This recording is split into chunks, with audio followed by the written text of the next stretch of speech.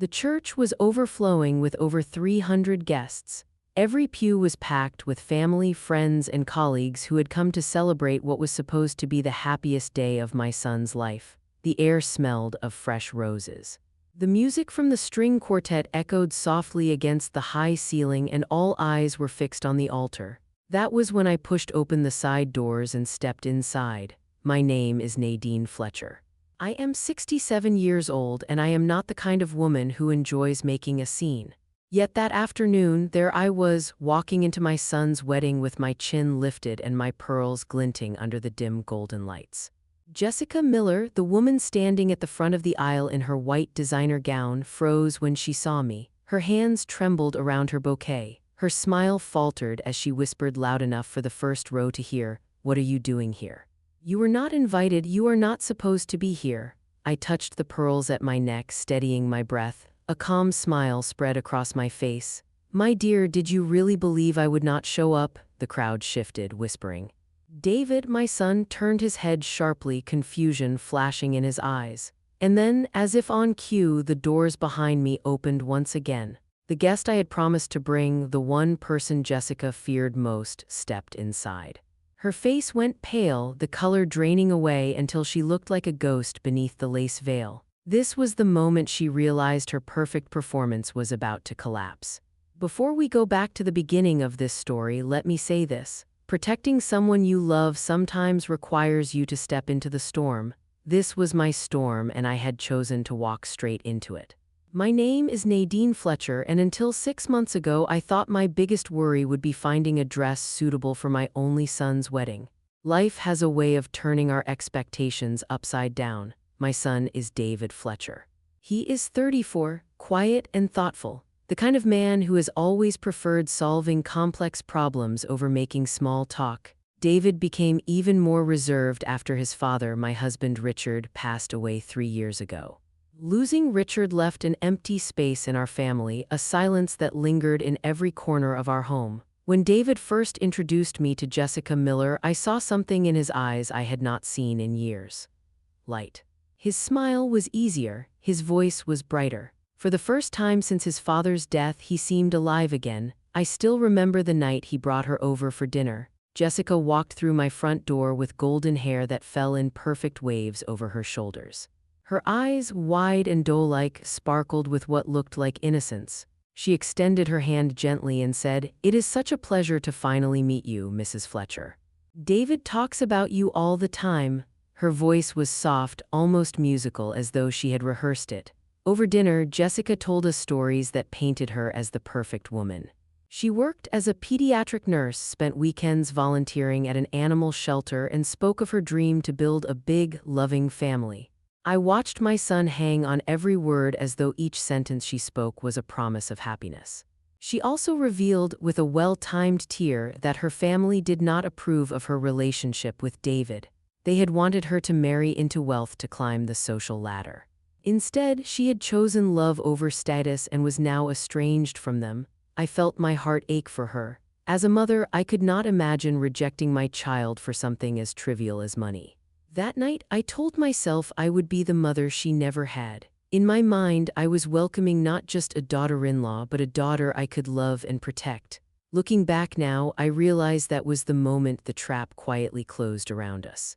The weeks that followed felt like a whirlwind. The kind of fast-moving current you do not realize is dangerous until you are already swept away. David and Jessica's relationship moved at lightning speed. Before I could even catch my breath, there was a ring on her finger and talk of wedding dates. David repeated her words often, as though they were his own. "When you know, you just know." He said it with conviction, and I wanted so badly to believe him. I wanted to see my son happy again, to see him smile without the shadow of grief pulling him down. Jessica painted a picture of a wedding that seemed to have come straight out of a fairy tale. She spoke of a prestigious venue with sprawling gardens, of imported white roses, of a designer gown that would make her look like royalty. She described it all with wide eyes and breathless wonder, as if even she could hardly believe it. Every time she spoke of her dream wedding, she looked at me with those innocent eyes and whispered, "Mrs. Fletcher, you are like the mother I never had. Do you know what that does to a woman's heart? It unlocked every protective instinct I carried inside me. I wanted to make her happy. I wanted to give my son the life he thought he had found. So I opened not only my heart but also my bank account. I wrote checks that I should have thought twice about. I pulled from my savings, from my late husband's insurance policy, and even took out a loan against my home. Every time I hesitated, Jessica hugged me tightly and said, "I promise to give you the grandchildren you've always dreamed of." The bills piled higher than I had ever imagined. $15,000 just to reserve the venue, $12,000 for the Vera Wang gown Jessica insisted on, 2,000 roses imported from Ecuador to line the church aisle and reception hall. Every detail cost more than the last, and yet I kept signing checks. Jessica knew exactly when to cry, when to laugh, and when to lean into me as if I were her anchor in the storm. I mistook her rehearsed perfection for sincerity. I told myself this was what it felt like when love entered your family. Friends congratulated me. They said I was lucky to be gaining such a kind and beautiful daughter-in-law. I smiled and nodded, but deep inside something never settled. There was a voice whispering that it was too much, too soon, too perfect. But I ignored it. Because sometimes when you want to believe in a dream, you convince yourself that the cracks you see are nothing more than shadows. And that is exactly what I did. I chose to see only what Jessica wanted me to see. At first, the cracks were small, the kind of details most people would overlook. But I had lived long enough to know that even tiny cracks can split a foundation wide open if you ignore them. One evening, as I was washing the dishes after dinner, I noticed Jessica slipping several folded bills into her purse. I asked lightly, "Don't you ever use a credit card?" She laughed it off, saying, "Oh, I'm old-fashioned. I like to pay with cash." It sounded harmless enough, but the explanation did not sit right with me. In today's world, who avoids cards completely? Then there were her stories. She told David she had grown up on a farm in Iowa where she learned the value of hard work. But weeks later, she told a friend at dinner that she had been raised by her grandparents in Chicago. The details shifted, subtle but noticeable, like a play script that had been revised one too many times. I tried to share my concerns with David. Sitting across from him one evening, I asked gently, "Doesn't it strike you as strange that Jessica doesn't have a single photo of her family? Not even an old yearbook or a picture with friends?" He sighed, his shoulders tense. "Mom, we've talked about this. Her family cut her off. It's painful for her. Why can't you just accept that?" His words stung more than I expected. I had always been his confidant, the person he trusted above all else. Now my questions made me the enemy. I told myself to stay quiet, to let him have his happiness. Even if something in my gut twisted every time Jessica smiled too sweetly. Still, the doubts grew. Her circle of friends was non-existent. She never invited anyone from her past to our home. Her phone rang often, but she always stepped outside to take the calls. Each time she returned, her expression was carefully reset, like an actress stepping back onto the stage. The night before her bridal shower, I watched her in the living room, laughing with David as they planned the seating chart. He looked at her as if she were the sun itself. And for a fleeting moment, I envied his certainty. I wished I could believe as he did. But beneath that laughter, beneath the glowing plans for a grand wedding, I sensed a story unraveling. And deep down, I knew, whether David wanted to hear it or not, that something about Jessica Miller simply did not add up. The moment of truth arrived when I least expected it. One Thursday afternoon, I drove to David's apartment to drop off a box of personalized favors for the wedding guests. I had a spare key, and I thought it might be a sweet surprise to leave them on the table before he came home from work. The apartment was quiet when I stepped inside. I set the box down carefully, but as I turned toward the hallway, I froze. Jessica's voice drifted out from the bedroom, only it was not the gentle, honeyed voice I knew. This voice was sharp, impatient, almost cruel.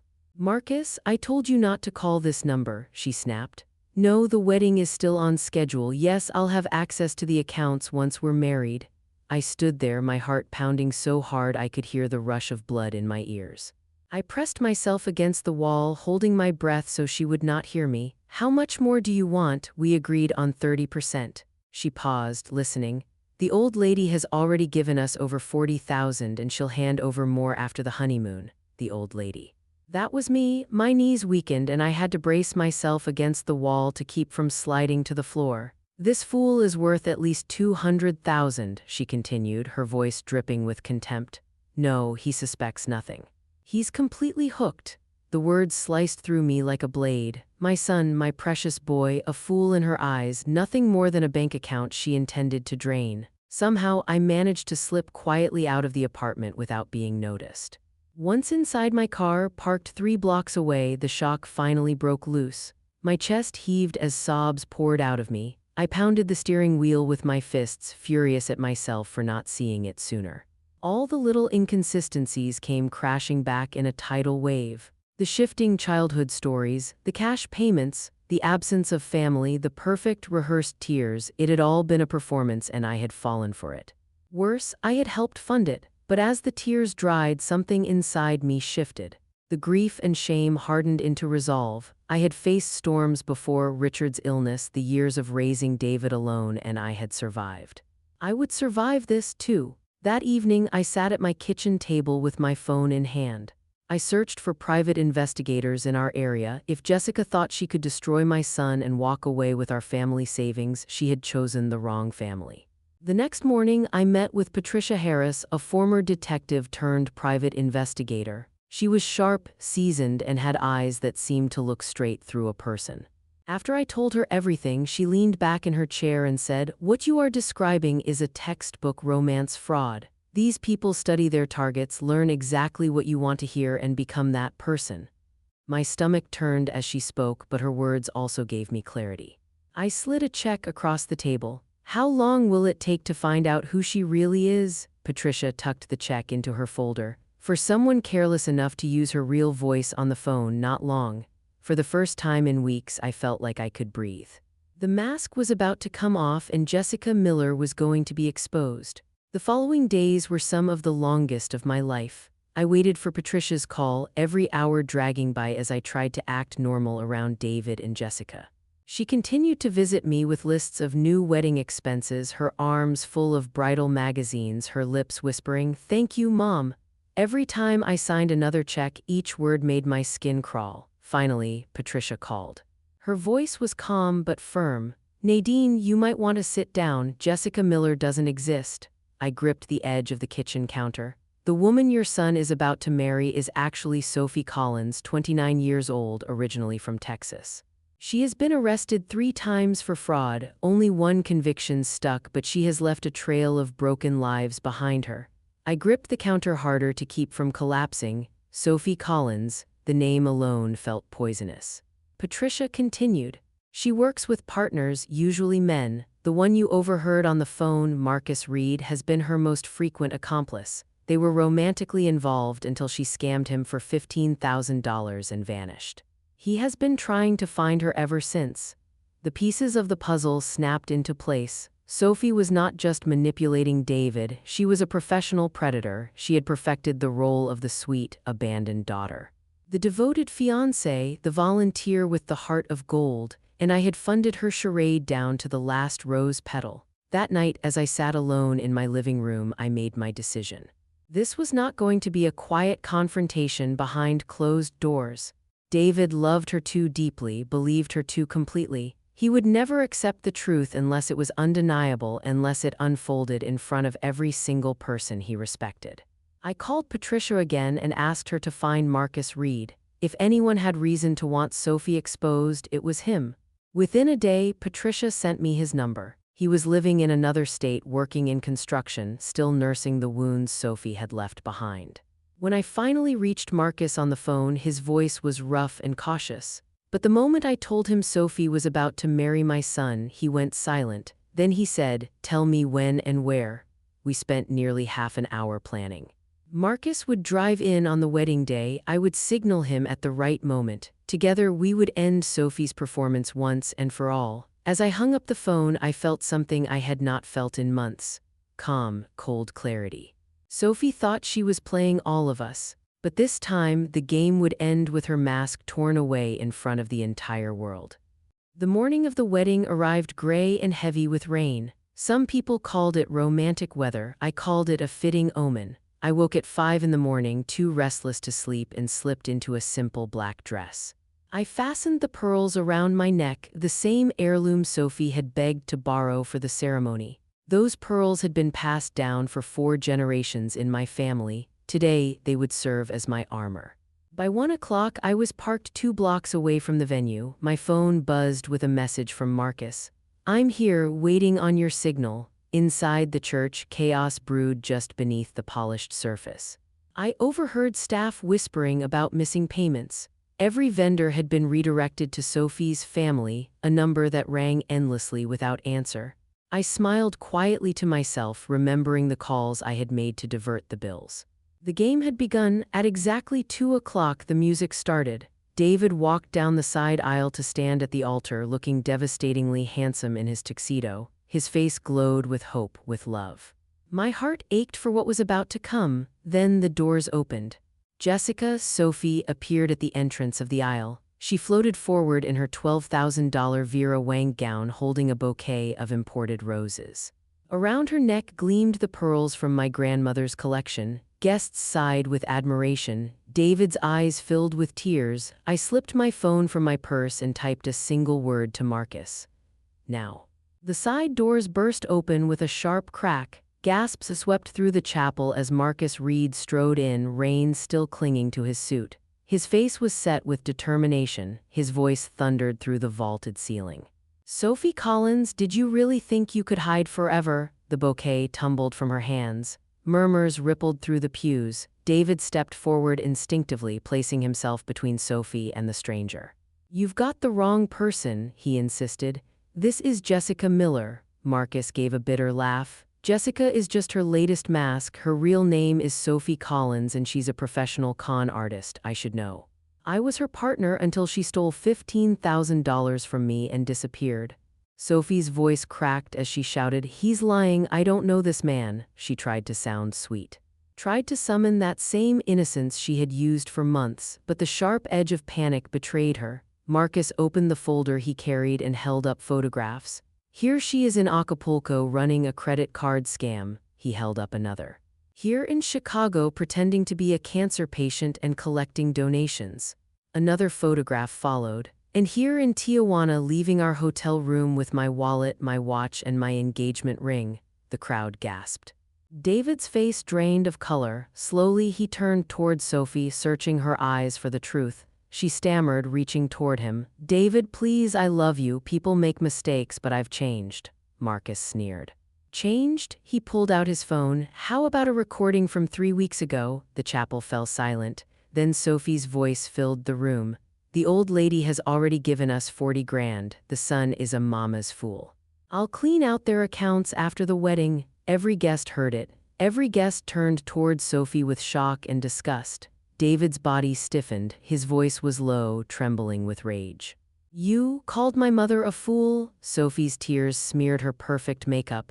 She reached for him again, but he stepped back. The guests shifted uncomfortably, many already raising their phones to record what was happening. And then, as if fate had been waiting for this exact moment, the heavy church doors opened again. 2 federal agents stepped inside. Their badges flashed under the church lights. "Sophie Collins," one of them said firmly, "you are under arrest for fraud, identity theft, and conspiracy." Gasps spread across the chapel like a wave. Sophie struggled, screaming, "This is a mistake. I didn't do anything wrong," but the handcuffs clicked around her wrists. She was dragged down the aisle in front of everyone she had fooled. David stood frozen at the altar, his dream bride exposed, his future shattered. And I, hidden in the back of the church, finally allowed myself to breathe. The truth was out. The performance was over. The church fell into a heavy silence once Sophie was escorted out. More than 300 guests remained seated in the pews, their eyes darting from one another, unsure whether to stay or quietly slip away. The minister still stood at the altar, clearly at a loss for words. David remained frozen where he stood, his hands clenched into fists at his sides. For a long moment he stared at the doors through which Sophie had just been taken. Then, slowly, he turned to face the congregation. His voice was hoarse but steady. "Well, this is not how I expected today to go." A ripple of nervous laughter spread through the pews. David drew in a shaky breath before continuing. "The wedding is obviously canceled, but the reception is already paid for." If anyone wants to stay for dinner and an open bar, please, you are welcome." This time the laughter was louder, easing the tension that had filled the church just moments before. Guests began talking in hushed voices, some shaking their heads in disbelief, others already pulling out their phones to share what they had witnessed. I stepped forward from the back of the church, slowly making my way down the aisle. David's eyes found mine. For a moment, all I saw was the little boy he had once been, the boy who used to believe I could fix anything. Tears welled in his eyes as I reached him. "I'm so sorry, Mom," he whispered. "I should have listened." "You were not foolish," I told him gently. "You were in love, or at least you believed you were. That is never something to be ashamed of." I reached into my purse and pulled out the pearls, the ones I had quietly taken back from Sophie before she was led away. "These belong to our family," I said softly, closing them in my hand. "And one day they will belong to the woman who truly deserves them." Later, at the reception hall, which had turned into an unexpected gathering rather than a wedding celebration, the atmosphere slowly shifted from shock to warmth. Without the pretense of a wedding, people spoke more openly. Guests shared laughter, comfort, and even admiration for the way the truth had unfolded. Marcus found me near the dessert table. "Thank you, Mrs. Fletcher," he said quietly, "for giving me the chance to finally face her." I shook his hand firmly. "No," I replied, "thank you, I could never have exposed her alone." He smiled faintly. "Most mothers would have begged their sons to walk away. You, on the other hand, played chess while the rest of us were still playing checkers." For the first time in weeks, I allowed myself a small laugh. "Maybe so," I said, "but I would call it something simpler. A mother's love." That evening, when I finally returned home, the house was quiet again. I placed the pearls carefully back into their velvet box and set them on my dresser. Those pearls had seen more than I had ever intended: betrayal, heartbreak, and justice delivered in the most public of ways. As I sat quietly with a cup of tea, I thought about everything that had happened. Love can blind us, even the most intelligent among us. My son had wanted to believe in a dream, and I had wanted to believe it for him. That desire had almost cost us everything. But sometimes protecting the people you love means becoming the villain in their story. For a time, David had seen me as the obstacle, the doubter, even the enemy. Yet in the end, he understood that every step I took came from love. What I learned from all of this is simple but powerful. Trust is a gift, and it should never be handed over without care. Appearances can deceive, and words that sound rehearsed too perfectly often hide dangerous truths. To everyone listening, if this story has touched you, please like, share, and leave a comment telling me where you are watching from.